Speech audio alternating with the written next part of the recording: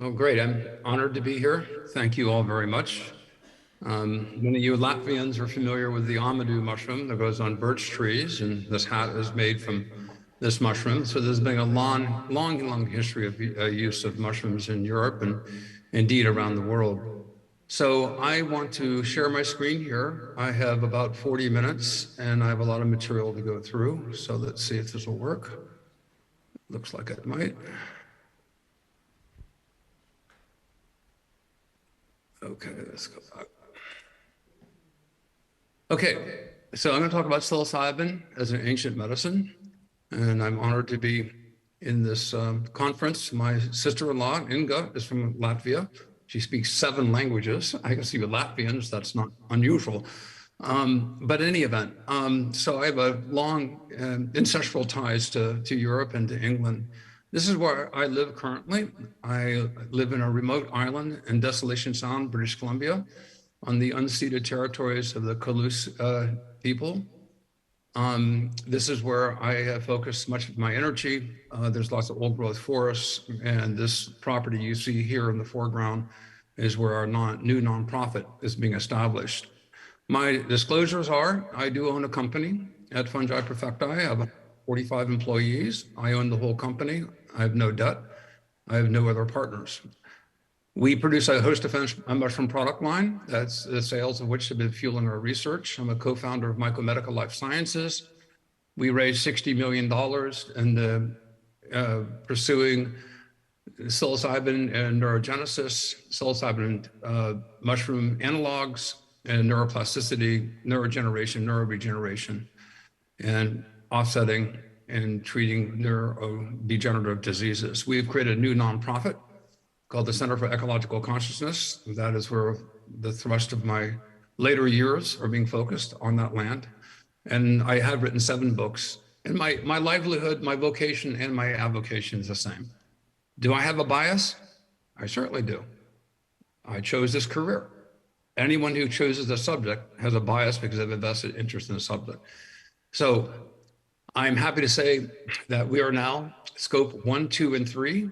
Those of you who don't know about scope 1, 2, and 3, this is a carbon neutral, climate positive campaign. KPMG is striving to become scope 3. This basically means that we sequester more carbon than we produce, all the way to our suppliers. This is a big deal, folks. Please focus on what scope 3 means. It's a huge achievement for our company that's taken many years. There's more than 141 known psilocybin active mushroom species around the world, over 5,682 collections from the 1800s. Psilocybin mushrooms are unique compared to other psychedelics because they're circumpolar.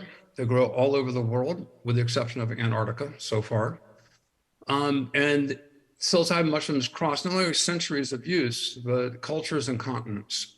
It is truly the zeitgeist of our time.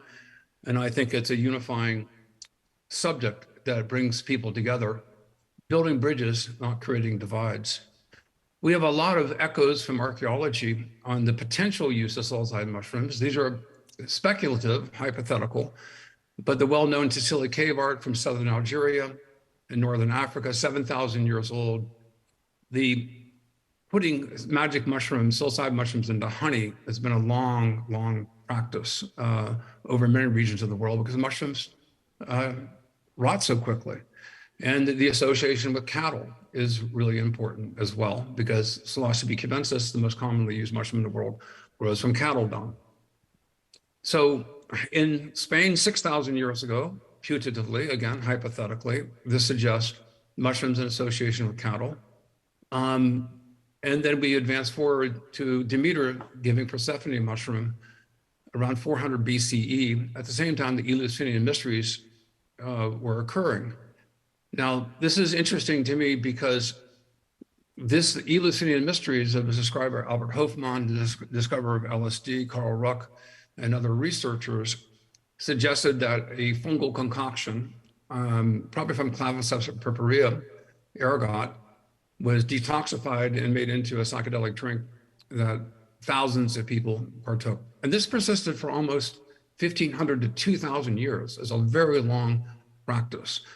Plato, Sophocles, Aristotle all partook of the Eleusinian mysteries. And Jonathan Ott suggested that Socrates was put to death for revealing the secrets of the Eleusinian mysteries because all participants were sworn to secrecy.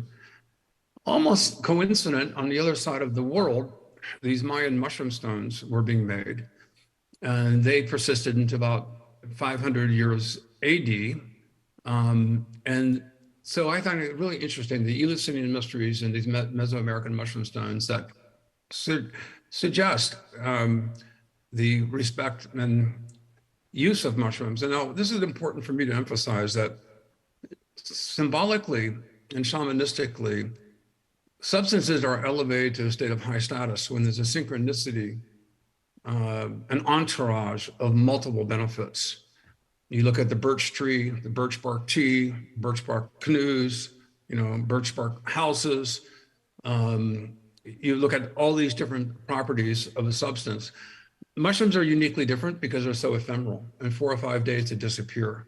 So the cognoscenti of the clan or of the culture, are the very limited subset of experts compared to botanists, for instance, who can see plants or people familiar with animals if they're in a viewscape for weeks, months, years. Mushrooms come up and disappear. Some can feed you, some can kill you, some can heal you, some can send you on a spiritual journey, and then they're gone. So it's normal to fear that which is powerful, but so is ephemeral. But it also means that a very small subset of mycologists would be familiar and expert enough to identify these mushrooms. The first written record that I know of is from a priest, Sahagún, from 1529, where he reported the Aztec use of psilocybin mushrooms. They ate them with honey, interestingly, and cacao, and they spoke of their visions. And so this is also just within a few years of the Bavarian Beer Purity Act. And the Bavarian Beer Purity Act specifically banned mushrooms from being used in beer. Now, hypothetically, then the interesting question is, when you put psilocybin mushrooms into honey, would you make a psychoactive mead, a form of beer made from honey? And this is indeed being practiced today. So I think it's logical, circumstantially, to think that this is a pretty strong hypothesis. We must give credit to Maria Sabina, and she was a Mazatec shaman who opened up her doors to R. Gordon Wasson and began a sort of the rediscovery of psilocybin mushrooms.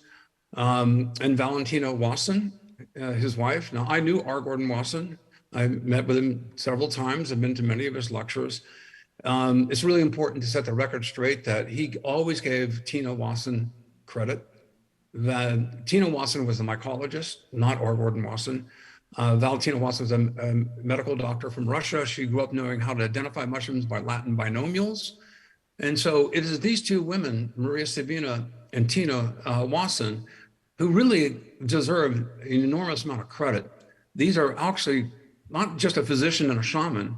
These are mycologists. They know how to identify mushrooms. This is really important, rather than taking just a pill.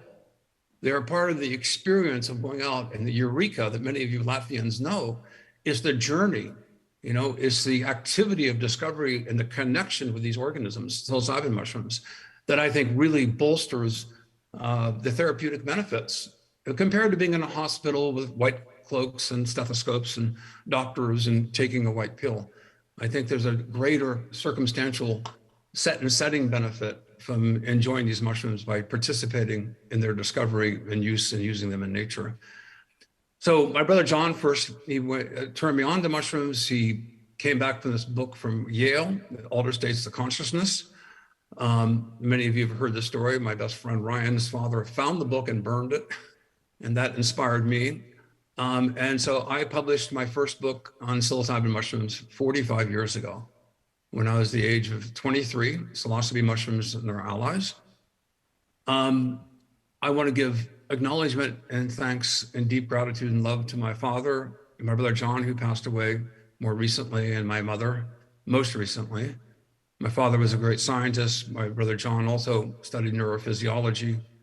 And my mother was a spiritual leader in her own right. I also want to give credit to Daniel Stuntz, Kit Skates, Dr. Michael Bugh, and Dr. Alexander Smith. Now, Alexander Smith, some of you may know, who were steeped in mycology. He was the father, quote unquote, of American mycology. He published many new species of psilocybin mushrooms in the genus Psilocybe. He wrote a monograph on the genus Psilocybe in 1958. But both Alexander Smith and my father, late in their life, asked me to do psilocybin mushrooms with them. Now, please consider this, how important this was for me. My father, when he was in his 70s, wanted to do psilocybin mushrooms. Alexander Smith in his 70s wanted to do psilocybin mushrooms with me. They trusted me. And I turned them both down.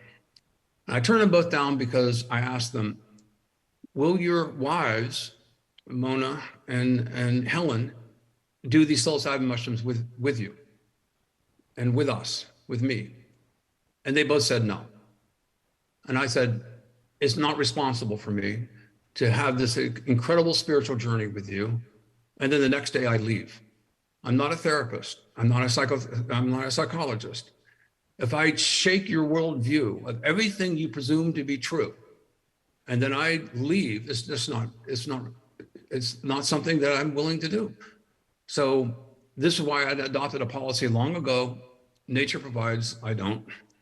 Many of you have heard this. I'm happy to say I did receive a Drug Enforcement Administration license recently on psilocybin. I'm sure because of their thorough background checks, they knew that I'm very, very self-disciplined in this subject. I've published multiple new species of psilocybe mushrooms, Psilocybe azurescens, Psilocybe lentiformis, variety americana. Psilocybe lentiformis is very much on the extinct, nearly extinct in Europe now. Psilocybe sonifibrillosa and Psilocybe wiley. I'm greatly honored. Just last month, this new species got named after me, Psilocybe Stametsii. So this is in the field of mycology, there's no greater honor than to have a species named after you. So mushrooms can be created from tissue cultures or from spores. This is what I do. I have over 700 strains of fungi. I generate tons of mycelium. My company does, per week. I mean, literally many metric tons. And having an intimate understanding of the life cycle and the network-like design has informed me basically on how to apply this also for neurogeneration benefits using psilocybin. David Nutt talked about neuroplasticity. I like using the word, the nodes of crossing, synapogenesis. And this is something that we look in terms of creating networks of these cells that we have as many nodes of crossing as in synapogenesis as is possible. Basically, it's, the more nodes of crossing you have, the greater the ability there is for having neural pathways and alternatives. So any of those neural pathways get interrupted, very similar to mushroom mycelium. The mushroom mycelium benefits from epigenesis. Streams of nuclei flow through the mycelial networks. And then in their periphery edges of the mycelium, upon contact with a new food, a new toxin, a new challenge, if it codes a genetic expression that's successful, mycelium grows, and that information becomes resident knowledge within the genome of the fungus that's making contact. Very importantly, Psilocybe cubensis is the most well-known and grown mushroom in the world. Maria Sabina did not use Psilocybe cubensis. This is important to note. She used Psilocybe cerulescens, Zapaticorum, and Psilocybe mexicana, none of which have elevated to the state of use that Psilocybe cubensis is. So likely Psilocybe cubensis came from Africa. Likely Psilocybe semilanciata, Liberty cap, came from Europe. And likely Psilocybe sēnes, that you'll soon see, came from the Pacific Northwest and then colonized Europe through the transplantation of rhododendrons to the Kew Gardens, et cetera. Now, the uniformity of the mushroom is critically important. For sake of time here, I don't have time to go into this, but in doing any type of studies with psilocybin mushrooms, it's very important that they are in the pre-sporulating stage. 100% of asthmatic children in one study showed an allergy to Psilocybe cubensis spores. That's very important to know to minimize adverse reactions. Psilocybe sēnes does grow in Latvia and across Europe now. It's a wood chip mushroom. It's called a wavy cap, first identified in the Kew Gardens in 1946. This is just a short little video of what these look like in the wild. They're very hidden against the wood chips. but they grow, and the proliferation of wood chips for landscaping has caused this mushroom to proliferate. So any banks, university, et cetera, using wood chip mulch, they tend to spread many of these psilocybin mushrooms. As David mentioned, there's a lot of states that are in the process of legalization. Most notably Colorado and Oregon, and there's many other states now that have bills pending or a different state of legal access. 80% of Canadians are in favor of legal access, and as noted, a number of countries around the world have it as well. So I'm going to look first at meta studies, and then I'm going to look at clinical studies, and then I'm going to speculate on what's in the future. Now, this is important because all physicians look for best case outcomes. Those are N of 1 studies. A patient comes in, has a remarkable result that was unexpected, and the physician records it. Well, meta studies are a population of databases to try to see signals from the noise. Here is one: 485,000 prisoners were interviewed, and they passed use of psychedelics, particularly psilocybin, statistically significant reductions in larceny, property crime, and violent crime. Now, very quickly, critics will say association is not causation. Got it, we understand. But when you start looking at these studies and they start compounding, these hypotheses should be tested. Another one, psychedelic use in intimate partner-to-partner violence, 1,266 community members. That statistically significant reduction in partner-to-partner violence should your partner have had an experience once in their lifetime with psilocybin. That's very interesting. Associations between opioid use disorder and psilocybin was the only psychedelic that was associated with a reduction in opioid use disorder. Not ketamine, not MDMA, not LSD, only psilocybin. Well, this is an interesting trend here. The problem with psilocybin mushrooms, medically speaking, is the promise seems too good to be true. If they can fundamentally change people's behavior across, violent, antisocial behavior, change their behavior in terms of addiction to different drugs, this is really, truly a groundbreaking medicine that's just unparalleled in the history of medicines. So among psychedelic experienced users, only psilocybin reliably predicted nature relatedness. Now, I imagine many of you in the audience are not psilocybin experienced. Those of us are, especially when we do it outdoors, we feel a strong environmental ethos to protect the ecosystem for future generations. This is a message that we all, or most all of us get, that it's really fundamentally important. People become more pro-environmental, more careful in how they pollute the environment or preventing pollution, and changing their behavior, again, for better practices for the commons. 120 universities or institutions that have approved psilocybin, different degrees for clinical use at clinicaltrials.gov. Note 11 of these are using niacin, opposite psilocybin, as an active placebo. The reason being is the onset of psilocybin, typically 15 to 20 minutes, and that's the onset of niacin flush. So I could not say it better than this cartoon.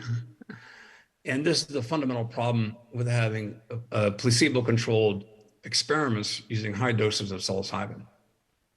It's very clearly apparent who has the psilocybin versus the placebo. And indeed, it draws into question even the ethics of treating people with treatment-resistant depression or major depression disorder. When they realize that they've gotten the placebo, aren't you exacerbating their depression? You should be very careful about comparing what baseline you're comparing, and drawing conclusions. There's no doubt in my mind that these are antidepressant. I'm just challenging this model because I don't think the purpose of the placebo is not detected by the individual consuming it. If everyone knows what the placebo is within 20 minutes, then it's de-blinded the very fundamental design of this experiment. So there are good clinical studies. David already iterated some of these, so I don't need to go through these, but typically at 25 to 15 milligrams is a low dose. A very interesting study early on in terms of smoking cessation, 2 doses of psilocybin. 1 year later, 67% of the people were not smoking cigarettes. This is astonishing. And then heavy drinking binge drinkers, statistically significant reduction in binge drinking. So we have these associations of reduction in opioid use. We don't have clinical studies yet, they're ongoing.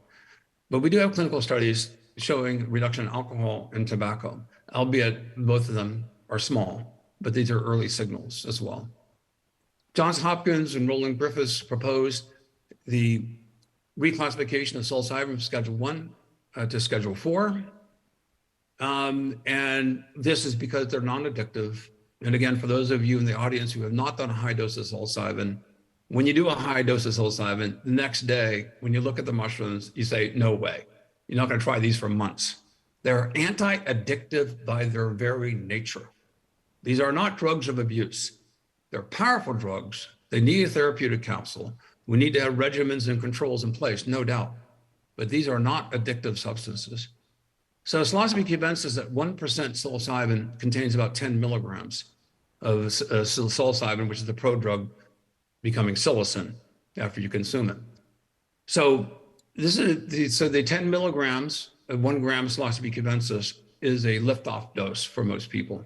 Microdosing typically is 1/10 of a liftoff dose or non-intoxicating. I don't like to say subperceptual because colors are brighter. You're in a better mood typically. And so you can feel it, you're just not intoxicated. So I want to redefine microdosing as being a non-intoxicating dose, not a non-subperceptual dose, because you can perceive differences. So we did a large microdosing study. Many of you may be aware of it. And 88% of the people were taking between 1/10 to 1/3 of a gram of psilocybin cubensis, which is what 90% of the microdoses were consuming. The microdose study has been published now twice. Actually, there's 3 papers. I was happy today that Lucid News published a correction because it was mischaracterized that our microdose study did not use the word expectancy. In fact, we used it 14 times. So note to self, is the Rootman et al. 2022 Nature publications article. The challenges in the microdose app here is memory. It's also auditory, it's sight, and asks you what you've been microdosing, have you been stacking, and it gives you different challenges. So we had over 8,000 people participate in the first study, which was more of a qualitative study. The second study was looking at demonstratable benefits. Also, this is where we mentioned expectancy 14 times. Now think about expectancy. You're sick, you go to a doctor, you have an expectancy that the doctor will have a medicine. So many doctors use expectancy to enhance the efficacy of the medicine. Circumstantially, it enhances the improvement of the medicine at bay. It's well known and it's established that people who have positive moods, who are happy, have a more intact immune system. Those who are depressed, immunologically also are depressed, more susceptible to disease. So of course, expectancy plays into everything that we do, everything. So this article, when looked at specifically why people were motivated to do and what forms. And there was the Stamets stack that you'll see is a stack that I came up with years ago, and is specifically for a combination of psilocybin and microdosing lion's mane, which contains these potent compounds called aranacines and hircinones. Aranacines help to reestablish the myelin sheath on the axons of nerves, and nicotinic acid. And I chose nicotinic acid, the flushing form of niacin, because psilocybin is a vasoconstrictor. Neuropathies oftentimes present themselves as constriction of the blood vessels and the deadening of the fingertips and the toes. So I thought with vasodilation, there'd be more of these neuroregenerative compounds hitting the receptors of the nerves that were dying back and to help improve them. So this is the stack. It's using 25 to 50 milligrams of niacin. 50 milligrams usually for most people, just at the threshold, they begin to feel it. Many of the clinical studies I mentioned were using 200 milligrams or plus of niacin. So you would feel that flush very, very strongly. So, and we then, and there's some articles here on lion's mane, several clinical studies. I populate a website for physicians and scientists at mushroomreferences.com.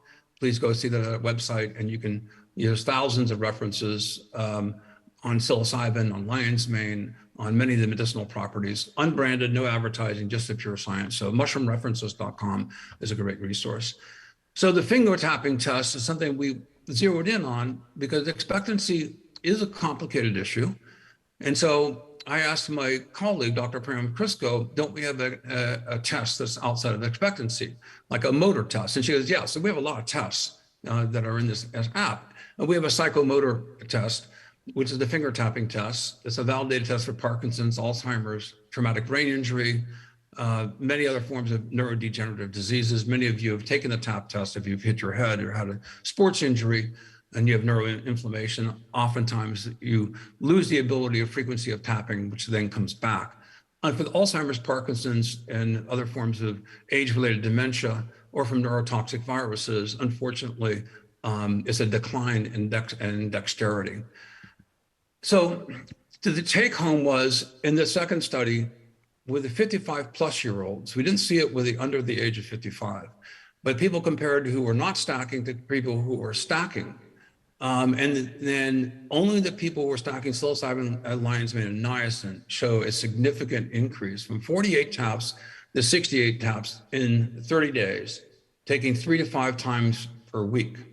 Now, we didn't have a population data set large enough for niacin by itself, but I've scoured the literature. There's only one report on niacin. It did not increase the tap test.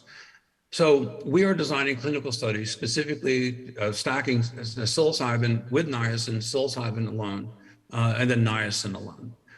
But this is interesting. This beyond the 5-HT2A receptor, the amount of neural pathways that are engaged from you thinking about tapping your fingers to executing a tap test are complex. 7 different regions of the brain were involved. So the problem that we suffer from is sort of a neurological myopia and looking only at 5-HT2A, because a lot of other receptors are engaged when you take psilocybin and these compounds. And this, I speak not only to the entourage effect of the other tryptamines in psilocybin, but the entourage effect of the neuroreceptors then cross-talking to each other, and then the secondary consequences of that cross-communication. So I tasked my researchers, well, if this tap test is true, and you go back, is 1 in 250th of a chance that it's random, the p-value is 0.004. So I tasked, well, what could be the neuroreceptors that are engaged? So we look at track A, MAP kinases, track A, B, and C in particular, and JAK1, which is a neuro-anti-inflammatory stimulating interleukin-10s and interleukin-1 RAs. And we use Eurofins. So we found some interesting synergy data with psilocin and niacin. This is in vitro, and the predicted additive sum you can see there, but we stacked them together and we got synergy greater than the predicted additive sum in stimulating nerve growth factors in the binding to track A receptors. When we increased it, we had also an increase in the binding affinity. Now, I have over 100 of these slides. I'm only showing you 3. And the one that I'm most excited about is track B's. And this is where we had at microdosing levels, we had no activity of psilocin and niacin. We put them together, and it was called maximum calculable value. You have basically 0 plus 0, in this case, equals 11. So that entourage, and this is why people who are doing neurodegenerative work, they go to 3 milligrams, they go, oh, there's no activities, and they would steer away from that. Well, I believe niacin is a catalyst. Now, this is in vitro without the vascular system involved. So that's an extra added benefit, we think, clinically. So this stimulates BDNF, brain-derived neurotropic factors. An article in Cell recently, I think with 25 co-authors, are saying that the majority of antidepressant drugs are related to stimulating tract B, which creates newborn neurons from stem cells in the hippocampus and other regions putatively around the body. So this leads to neuroplasticity. So this is where I think I found something that is truly of great interest to further do research. Now, we also have in vitro nerve pluripotent stem cells growing out, and we can also see the increase with the synergy of these, of psilocin and niacin together. So we added norpsilocin in this case, which is basically baeocystin is a prodrug to norpsilocin. It converts into your body. Norpsilocin has up to 100% binding affinity, 5-HT2A. And we found, again, maximum calculable value, no activity, all three together, very strong activity, and stimulating interleukin-10s and interleukin-1 RAs. This is important because cell growth, as most of you know, is associated with an inflammatory reaction. So we get nerves to grow, and we can buffer the inflammatory consequences of that growth, minimizing collateral damage to adjacent cells, et cetera. This is a very interesting area of research. So let's see, I think I froze here for some reason. Oh, no, there we go. Let me go back.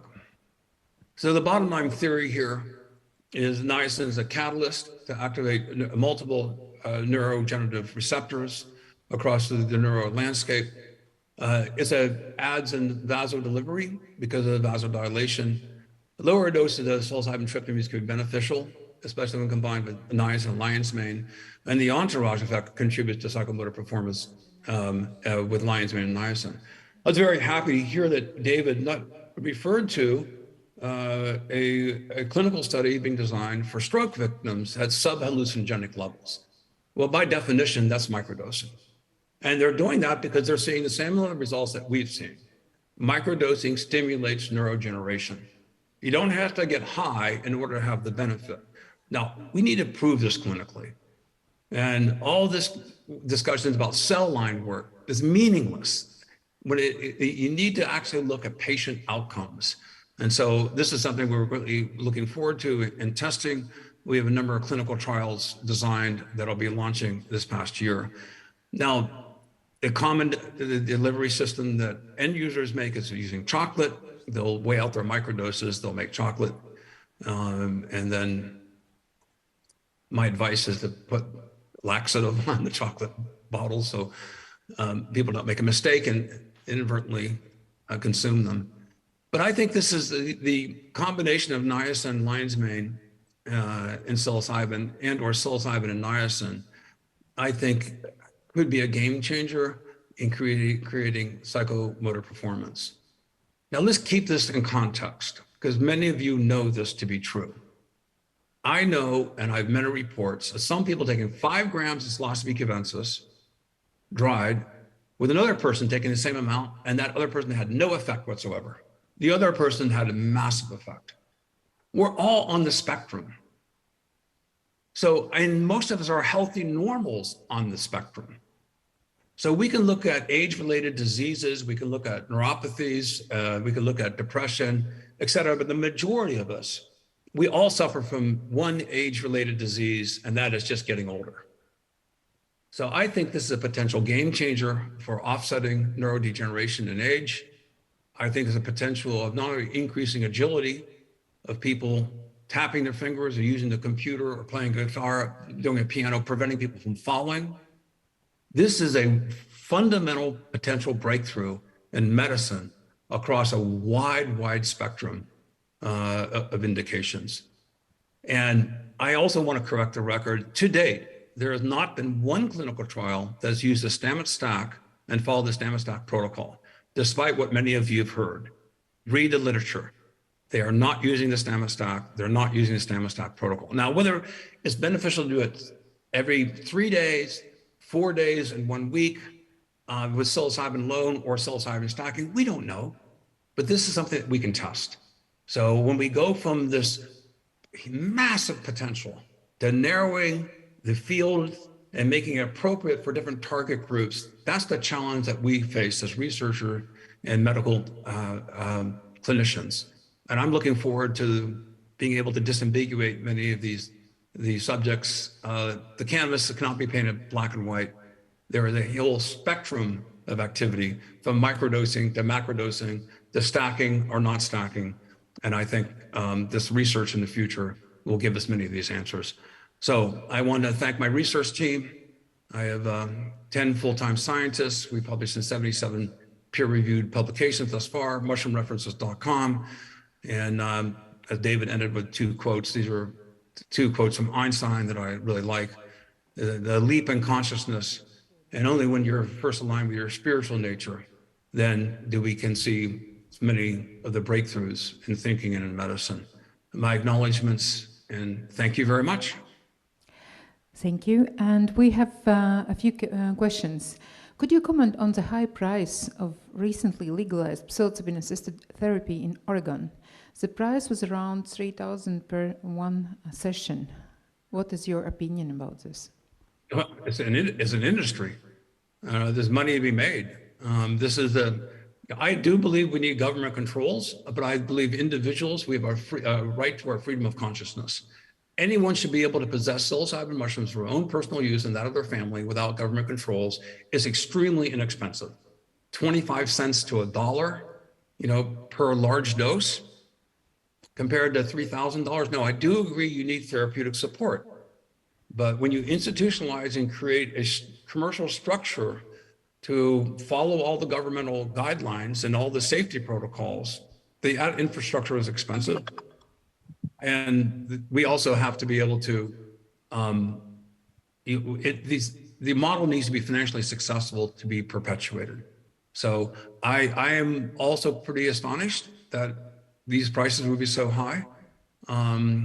But retrospectively, looking at the challenges that these providers face, it should not be surprising.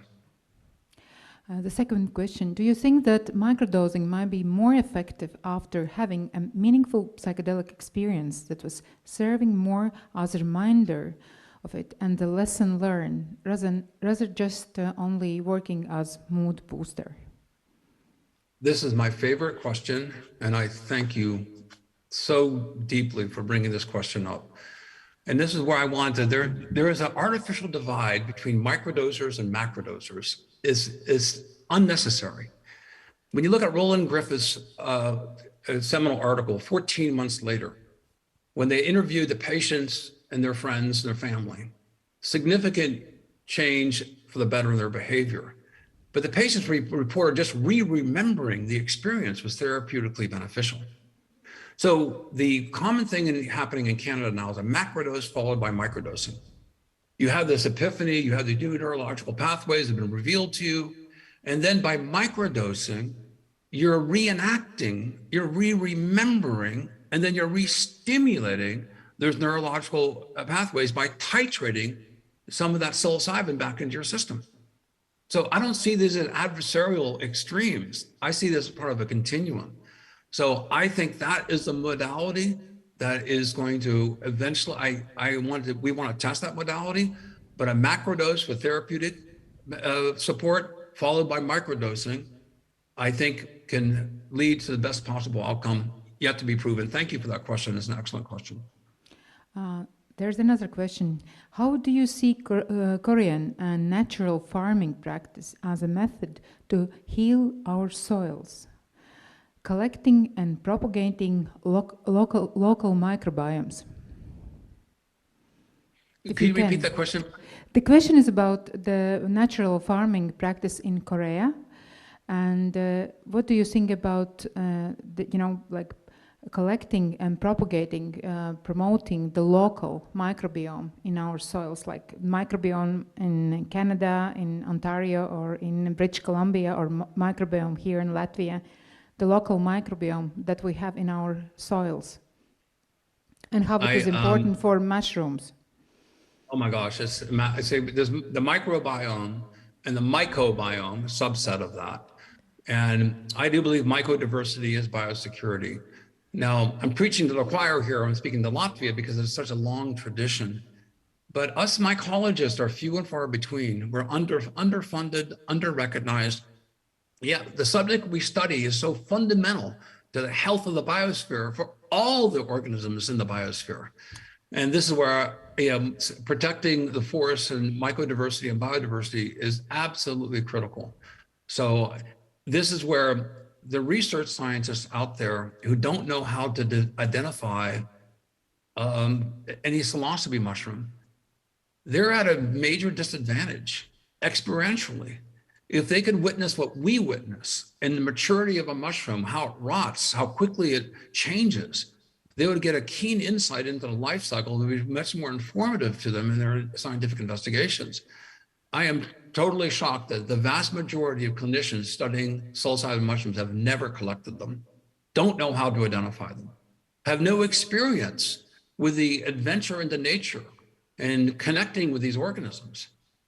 It's really it's something that I hope more of these clinicians become mycologists, because once they understand the mycological field being so robust, unexplored, and having so much potential, there's many other doors of research that will open up that will benefit the commons.